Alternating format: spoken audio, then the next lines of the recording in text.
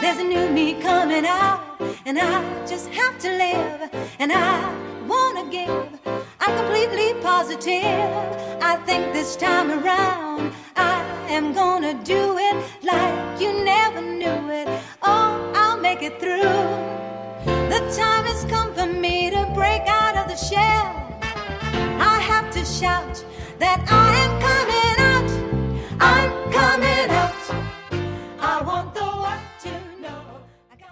Welcome to the show, Never Too Late Ever, where we focus on making the next chapter of your life the very best chapter ever. I am your host, Lorraine Hoving, and I am thrilled that you are joining us today. This day could change your life. Open your heart, open your ears, and listen, and you may find a gem, a treasure that you can apply to your life today. Today, I am so excited to introduce you to Leah Lund. Hi, Leah. How are you doing? Hi, Lorraine. I am great, and I'm so excited to be here. And I just want to thank you for doing this show because your message is one of the most important ones I can think of, honestly, that it is never too late. Right, and I think our messages align. I've kind of followed you on Facebook, and I'm thinking, oh, wow, you know, this aligns with exactly what I'm trying to accomplish and inspire in my audience. And so I'm excited to give the audience some tools, some practical tools today to make this next chapter of their life the very, very best, like we were saying. So let me tell you a little bit about Leah. Leah Lund is a neuronutrient therapist, hypnotherapist, rapid transformation therapist, and a health coach. She founded One Whole Health to help women reboot their brain and move past anxiety, overwhelm, and food or body issues into vibrant health, mental clarity, and the courage and capacity to live a fulfilling, happy life. And that's what we're all about. Her unique brain makeover method uses neuroscience and neuronutrition, hypnotherapy, and other techniques as a springboard to help you feel happy, confident, and find freedom from anxiety, depression, overwhelm, emotional eating cravings, low energy, brain fog, insomnia, pain, and burnout. Boy, that's quite the list. It's a big list. It is a big list, but we've all been there. In one of those, brain fog, insomnia, we've all been there. So, as an author, speaker, and this is what I was curious about, was the laughter yoga leader. I've never heard of that, but it does sound like I love to laugh a lot, so I thought that sounds interesting. I'll have to ask you about that. Author and past mentor of the Neuronutrient Therapy Institute. Leah regularly appears on stages, podcasts, and online shows all over the world. She served as a keynote speaker for Leadership and Prosperity and the Inspire event. Her humanitarian work includes, which I love, the Water Bearers Project to bring clean, safe water to every person in the world. So, Leah, let's start with just a little bit about you. Where are you located? I love to have people kind of picture where you're located, because I think it's Colorado, if I'm not mistaken. And I know that you love horses. And tell us a little bit if you have fur babies, children, or whatever. Yeah, sure. So, yes, Colorado is home base. And I say home base because I'm also, and my husband and I together are nomads. So we love to travel. We spend usually at least 5 to 6 months of the winter somewhere warm. We've had enough snow for now, but but in summer, there's no place I would rather be than our ranch in Crested Butte, Colorado. We're up twice as high as Denver in a ski resort that's not quite overpopulated yet, and and it's a gorgeous place to ride horses. And so, yes, our fur babies, we have 4 of our own horses. We board other people's horses. I do energy work with horses.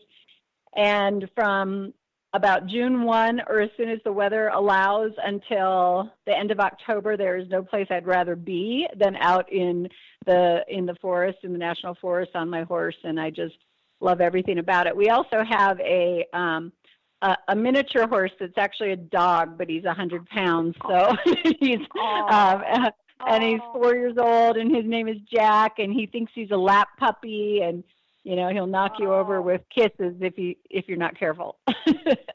Oh, how wonderful! I love horses, and miniature horses are they're just fabulous.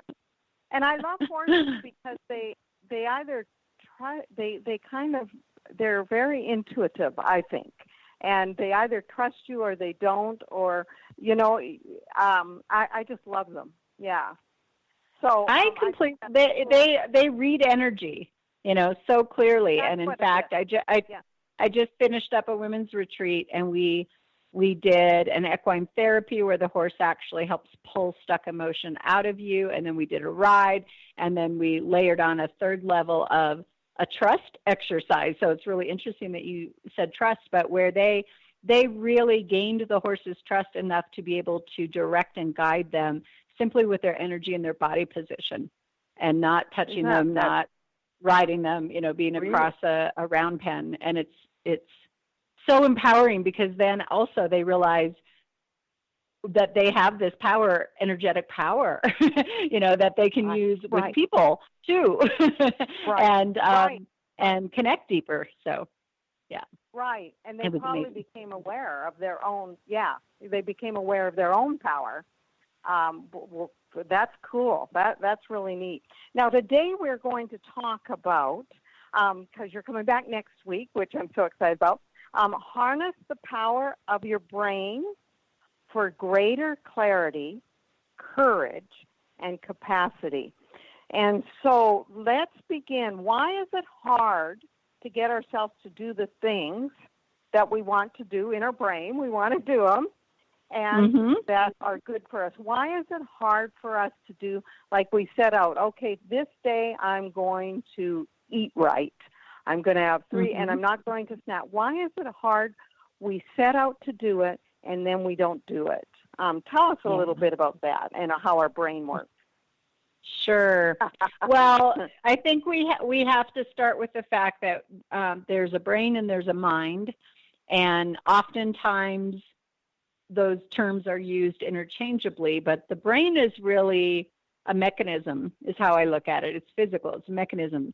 And whatever the mind tells the brain will take that at face value and put out the chemicals for whatever, and the messaging to the body for whatever it learns from the mind. So if the mind says we're afraid, the brain will put out stress chemicals like cortisol and adrenaline and things of that nature.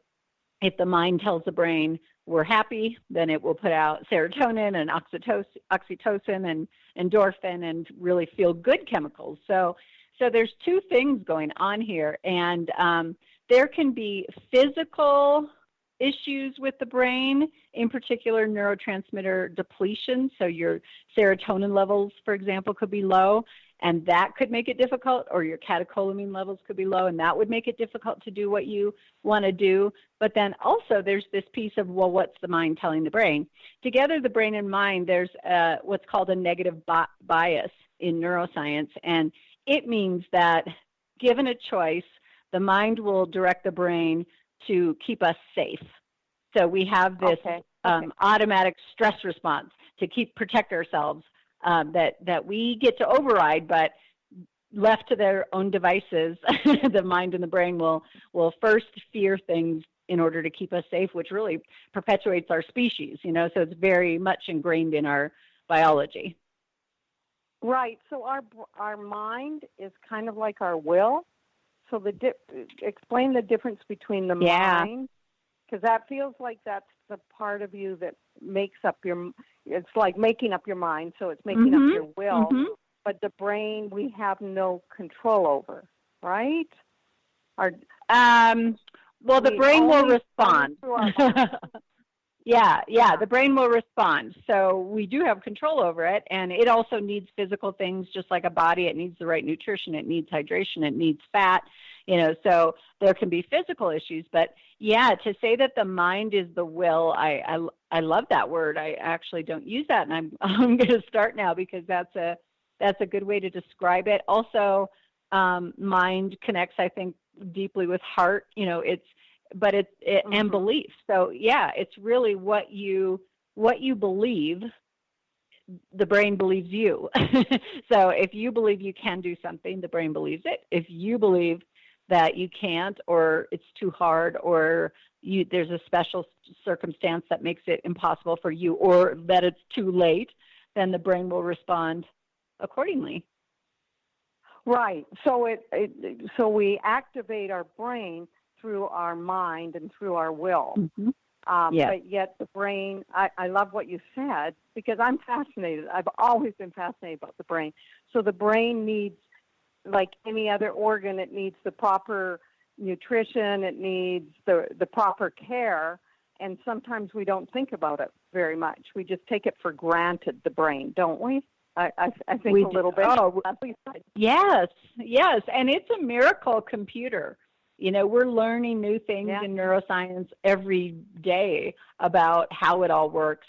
We know it works, but we learn the actual mechanics of it all the time, and just it really is a miracle is how I look at it. And it's command central. So the brain sends all the messaging out to all the other organs, to the body in general. So if your brain is sending mixed messages or compromised in any way, it really can affect everything about your health. And really, I don't want to get too confusing or too technical, but when we say brain, neurons, we now know we have neurons in our gut, we have neurons in our heart. We suspect we have them all over our body. So the brain is almost more of a command center that's all throughout the body than it is just a specific thing in the head. Okay, so how can we train our brain to do things? Is that through the mind, through our will, right? Yeah, first through our will, and then the way that our synapses connect with each other and we form neural pathways, which means two neurons up in the brain or somewhere else fire together. The way that they do that is most easily through repetition. So learn something and make a decision about it, or decide that you believe something's possible.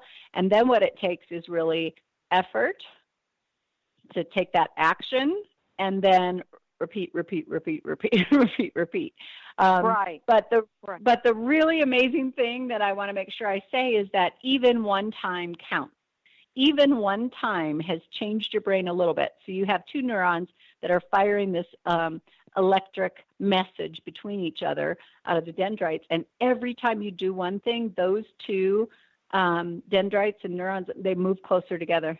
And it gets easier for them to connect the next time, and easier again the next time, and easier the next time. So it's not about perfection.